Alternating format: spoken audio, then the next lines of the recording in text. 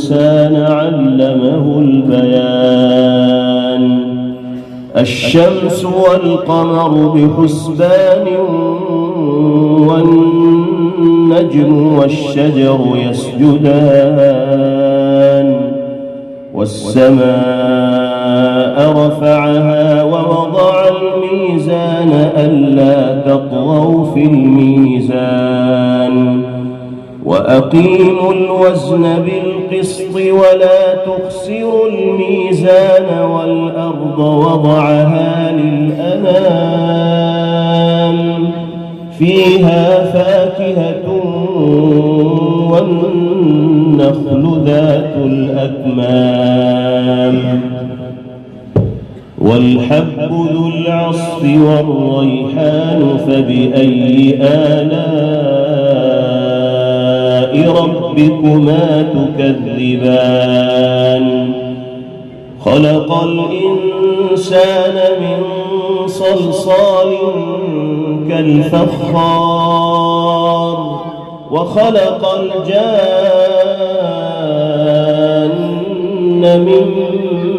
مارج من نار فبأي آلاء ربكما تكذبان رب المشرقين ورب المغربين فبأي آلاء ربكما تكذبان مرج البحرين يلتقيان بينهما برزخ لا يبغيان فبأي آلاء ربكما تكذبان يخرج منهما اللؤلؤ والمرجان فبأي آلاء ربكما تكذبان وله الجوار المنشآت في البحر كالأعلام فبأي آلاء ربكما تكذبان كل من عليها فان ويبقى وجه ربك ذو الجلال والإكرام فبأي آلاء ربكما تكذبان يسأله من في السماوات والأرض كل يوم هو في شأن فبأي آلاء ربكما تكذبان سنفرغ لكم أيها الثقلان فبأي آلاء ربكما تكذبان يا معشر الجن والإنس إن استطعتم أن تنفذوا من أقطار السماوات والأرض فانفذوا لا تنفذون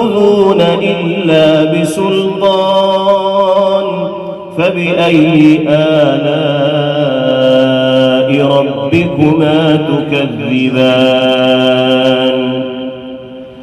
يرسل عليكما شواظ من نار ونحاس فلا تنتصران فبأي آلاء ربكما تكذبان فإذا انشقت السماء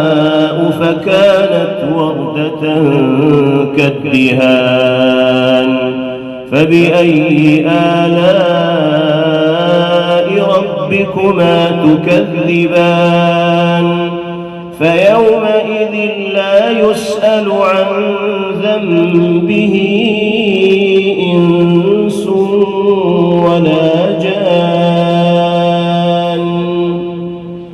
فبأي آلاء ربكما تكذبان يعرف المجرمون بسيماهم فيؤخذ بالنواصي والأقدام فبأي آلاء ربكما تكذبان هذه جهنم التي يكذب بها المجرمون يطوفون بينها وبين حميم آن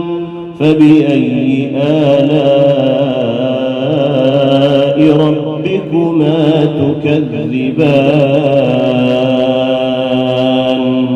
صدق الله العظيم.